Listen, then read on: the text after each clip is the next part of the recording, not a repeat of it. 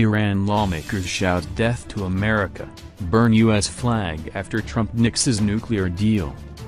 Iranian lawmakers shouted death to America and set fire to a paper U.S. flag during angry scenes at the country's parliament in Tehran, a day after President Trump pulled out of the nuclear deal.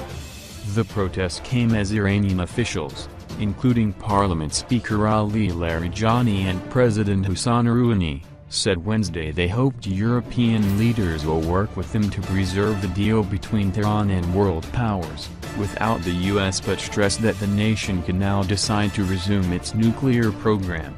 If necessary, we can begin our industrial enrichment without any limitations, the Iranian leader said. Until implementation of this decision, we will wait for some weeks and will talk with our friends and allies and other signatories of the nuclear deal, who signed it and who will remain loyal to it. Everything depends on our national interests. Iran's supreme leader, who has the final say on all state matters, struck a more defiant tone. Ayatollah Ali Khamenei directly challenged Trump, saying you cannot do a damn thing after Trump announced he was renewing sanctions on Iran. During the demonstration in Parliament, lawmakers held up the flaming U.S. flag as their fellow parliamentarians joined in anti-American chants. They also burned a piece of paper representing the nuclear deal and stomped on the paper's ashes. Larijani, according to the Iranian students' news agency, said Trump lacked mental capacity. European diplomats meanwhile insisted that the 2015 accord would not suddenly collapse despite the U.S.'s withdrawal. Hans-Dieter Merschwisget, the European Union's representative to China, said Wednesday during a press briefing in Beijing that the EU strongly believes that this is an agreement which belongs to the international community. This is not an agreement that will fall apart if you just walk away. France's Foreign Minister Jean-Yves Le Drian told French radio that the deal wasn't dead yet and that European countries would hold talks over how to keep it alive.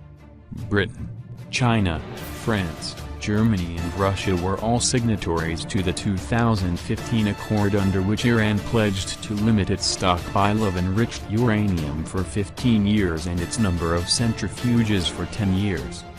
Both are needed to make nuclear weapons. The EU, US and United Nations lifted economic sanctions as part of a deal. The International Atomic Energy Agency verified that Iran was complying with the terms of the agreement, but Trump and other hardliners in his administration have repeatedly insisted that Iran's government could not be trusted and that it should be abandoned. Opinion polls show that a majority of Americans favor staying in the deal. General Mohammad Ali Jafari, the head of Iran's Revolutionary Guard, was quoted Wednesday by Iran's semi-official Fars news agency as saying, "We welcome Trump's decision on pulling out of the deal. This is not a new event and has no effective role in any field." Jafari said that it was clear that the Americans are not trustworthy.